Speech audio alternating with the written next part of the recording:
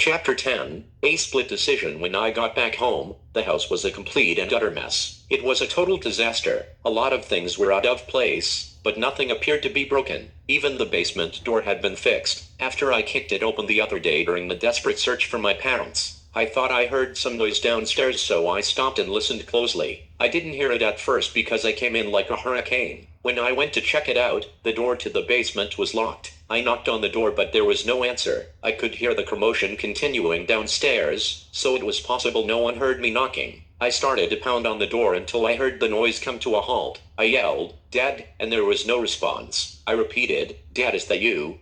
There was a moment of silence before he replied, "Yes, son, don't come down, I'll be right up." Dad spoke with a distorted tone and he didn't sound like himself. Something was off. That's when I noticed the empty bottles on the table and the inside of the recycling bin. There were all different bottles piled up within. They seemed to be the cheaper brands of whiskey that must have come from the bar downstairs. This was concerning because Dad wasn't a drinker. He didn't like alcohol due to all the trauma from his past. It had always intensified his PTSD and would set him off. That's why he only had a nightcap after a long day of work, which was only from time to time, if at all. Despite the fact Dad said he would be right up, he never did come upstairs. He was busy doing whatever he was doing down in the basement, and it concerned me greatly. I knew better than to go against my father's word, so I picked up the phone to call Grace. I told her everything that had happened and she wasn't surprised, considering I was told not to leave the house, but I did anyway. She was even more shocked when I told her I was going to go into the Marines and not to college. She got very upset knowing that was the last thing my mother wanted.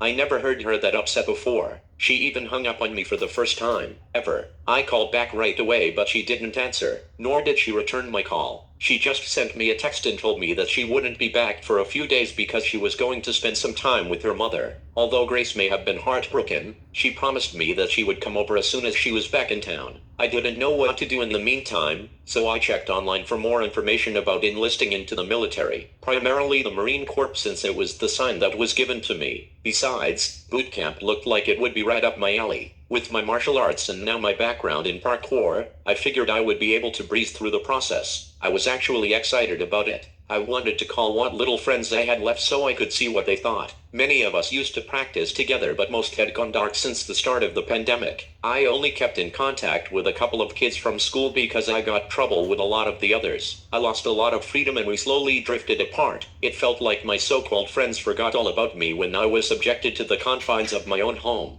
I had no one else to talk to, so I eventually gave the ones that remained a call. The couple that I was able to get a hold of seemed to be happy for me, but also felt bad given the situation. They showed a lot of compassion in regard to the passing of my mother, and they didn't hold anything against me. It was safe to say, those that had not kept in touch with me won't be missed. I was expecting some of them to see this as a great opportunity for me, but they didn't. Considering how skilled I was in that area, I figured they would feel the same way, but they weren't too thrilled with everything that was going on. They said I was crazy for even thinking about enlisting. A couple of days had passed and not much had changed after my decision to go into the Marines. I couldn't shake what my friends had said because it was similar to what my father said at the start of the pandemic. However, when I first told my father, he seemed to be even more excited than I was. Dad was even more ecstatic than he was when I told him I wanted to start my own taxidermy collection. It was strange, and I found his reaction to be a startling response, since that was the last thing that my mother would have wanted. Still, seeing him happy was a sweetened shift to his regular routine. I couldn't help but let him bask in the moment. On another note, Grace was still very disappointed in me. She thought that's the last thing I would do. She didn't talk to me for at least a week. It wasn't until she saw the changes in my dad's behavior around work that she reached out to me. Both of us were glad to see my father in a better mood than he had been. I found myself to be a bit happier for a while too.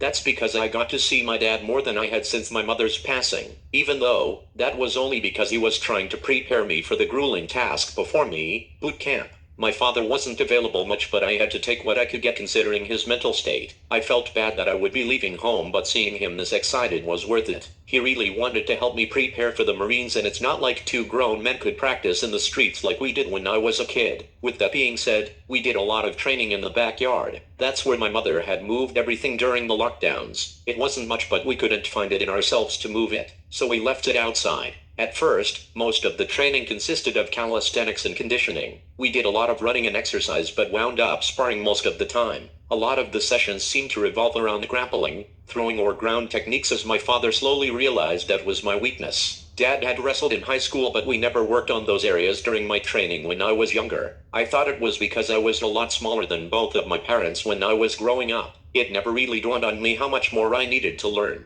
I started regretting putting off my martial arts training and became content with my choice to join the Marines. Dad and I no longer had a place to practice after our dojo burned down, so we just focused on the fundamentals. He was able to help me work on my stamina and endurance. It wasn't much, but it helped. When it came to fighting, most techniques that were taught to me varied in different degrees of lethality. This allowed me to select the most appropriate and the least amount of force. For example, when facing a non-violent but non-compliant subject, an unarmed restraint can be used to force compliance with minimal damage and pain. A more aggressive subject could be met with a choke, a hold, or a strike. Be that as it may, lethal force can and should only be used on a subject as a last resort. Any mistake can lead to severe bodily harm or even death. The majority of these techniques that I was taught could be used as a defense or as an offense. They can also be done with or without a weapon. This gives someone flexibility in combat in operations other than war. It could range from anything such as civil control or humanitarian missions, as well as self-defense. Although Dad couldn't prepare me properly during our limited time together, I felt I got to know my father a little better than I had. During our sparring sessions, I started to notice that my father was very aggressive, more aggressive than usual and far more intense. He even broke a sweat a lot sooner. I wasn't sure if it was the alcohol or if it was because he was angry and I was older so I could take it. I just knew I could smell a hint of liquor on his breath, as he remained relentless and reminded me that I wasn't ready. It got to the point that he actually started hurting me. His attacks felt vicious and vengeful. I had never undergone such training before. I started to feel like I was a painful reminder of what he had lost, and I didn't like seeing him this way. Eventually, I preferred to train alone. Most of the time my dad wasn't available and I couldn't depend on him anyway. If he wasn't training with me and hurting me physically, he was hurting me emotionally by not being available at all. I started to notice what the loss of my mother really did to him, and I too became bitter. I started training harder as the amount of stress and frustration became overwhelming. I was enraged, and the more time I spent practicing alone, the more infuriated I became. I spent so much time on the striking dummy that my hands quickly began to bleed. Even then, I didn't stop. I just wrapped them up myself and kept training. I continued honing my skills, pursuing precision and strength. I pushed myself so hard that I wound up breaking the striking dummy in half. The more time I spent alone, the more I realized I was becoming like my father. That was no longer a good thing. I figured I may really wind up like him in the long run if I proceeded down this path. I started to question if I was even mentally fit to join the Marines had I actually gone in to enlist. I wanted to talk to Dad about it all, but I couldn't find the right opportunity. I never knew when to bring it up because I didn't want to trigger him with anything that got to me. Bringing up my mother or any of my nightmares would certainly be one of them. The more distant my father got, the more I began to question my decision altogether. I couldn't stop thinking about my mother and everything she taught me. Watching my father fall apart was an ultimate reflection of what I didn't want to become. Growing up with him was scary enough, and Mom didn't want that for me. I couldn't take this as anything other than another sign, as I was reminded of the trauma my father had endured. That made me rethink my decision, and I eventually chose to go to college and fulfill my mother's dreams like we planned. I figured if I went to school in the city, it would be a familiar change of scenery. I had plenty of options, but we had originally chosen John Jay. It was in the city and it had a good program for criminology. They also had a residential community that didn't require me to dorm. I'd also get to see both my dad and Grace more often. Mom loved that idea since I never got to spend as much time with him as I did with her. But now that she's gone and my father's invested in self-sabotage, I figured it would be best if I stayed close to home, just in case something happened. Even so, being home with my father wasn't pleasant at all. We had completely different schedules. It was so strange. If he wasn't working or helping me train, he was sleeping on the couch or messing around in the basement. Other than that, he was too drunk to talk, and I really needed to tell him about my new choices. No matter how much time had passed, I hadn't gotten a chance to tell my father about the nightmares I've been having. I couldn't tell him what led to my choice to go to school instead of the Marines either. That's how serious it was, but it made my decision even easier. Even though Grace would likely approve of me choosing school over the military, I didn't want to tell her over the phone. I felt I needed to do that in person, so I kept telling her I had good news and couldn't wait to see her. After hurting Grace the last time, I wasn't sure how she would take the new information, so I tried to keep our chats to a minimum when we spoke. She still seemed annoyed with me, but whenever I mentioned my father, she tried to remain positive. Grace knew what it was like to lose a parent, and she lost her father even younger than I was. However, she didn't know what it was like growing up with my dad in general. She didn't know how much strength it took for my mother to help him through all of his darkness. No one really knew my dad before he became an officer of the law. No one I knew. Grace had only been around the last 5 or 6 years. I'm not sure how much Dad told her, but she didn't really meet him until he settled down. Sometimes I think it was having Grace looking up to him that may have done the trick. It took years of training before we saw an improvement in my father's behavior. He wasn't coping with just the fog of war. He was also tackling mental issues and trauma sustained from being a police officer prior to meeting Grace as well. As much as it pained my mom to see him in that condition, she never asked him to retire because she felt it wasn't her place. Even though she would tell me how much Dad being a police officer scared her, she would always say he was a hero long before he met her. Not to mention, him being a police officer might have actually been a good thing for him. I really tried to focus and keep a positive train of thought, but I couldn't see the light. I wasn't sure I ever would. Nothing seemed to cheer me up other than the thought of getting out of my current predicament, because being home was a constant reminder of everything I lost. I wanted to be there for my father, but he was never home. Even when he wasn't present. I figured if I left, he would at least have Grace. That was more than I had, so I pushed my sorrows to the side and got ready for college. School was going to start in a couple of weeks and I had to get my mind right. Dad became more and more distant as time went on.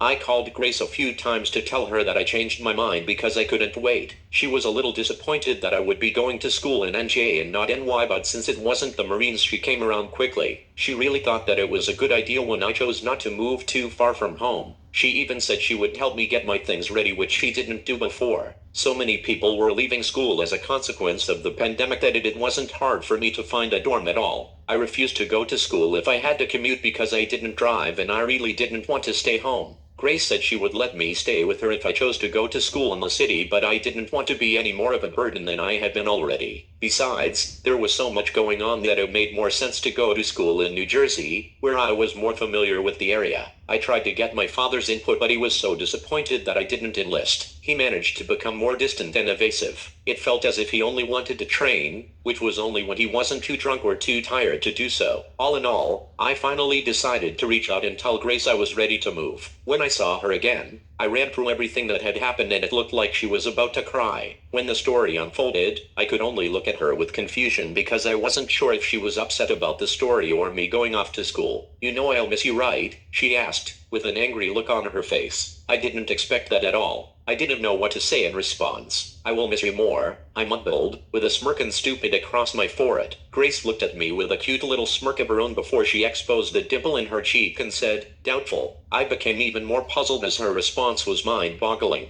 Was this her way of telling me to stay? I thought to myself as moisture began to form across my hairline. I wondered if she could see me starting to sweat as I didn't know what to say. I'm usually quick and witty, but at this moment, I was speechless. I felt like this would be the perfect time to tell her how much I adored her, but I ignored my gut like a scared little boy. I didn't deserve her for being such a coward. The voice inside my head kept saying, tell her how you feel, and again I didn't listen. I figured I had enough time to tell her before I left, but we were both far too busy in the upcoming weeks, so we hardly spoke and I never got a chance. As mother would have it, my father became slightly more available and helped out. Though he was rarely around, I still managed to get what I needed from him when I needed it. I wish he was there more often, but I understood that he had a lot going on mentally and emotionally because I did too. I began to feel like he would be better off without me around for a while because I had become nothing but a memento of despair. It pained me to think about it, but I had to find an escape, so I did. Admittingly, my dad was still broken. I felt bad about leaving him alone, but Grace assured me she would look after him and he would be okay. She didn't like the fact that I would be going away during this time, but she finally understood because I'd be close to home but not have the reminder as well. Grace knew I needed an escape from all of the trauma in the recent months. There was nothing else to do but wait for time to pass and prepare for school, and nothing prepared me for school better than how my mother raised me.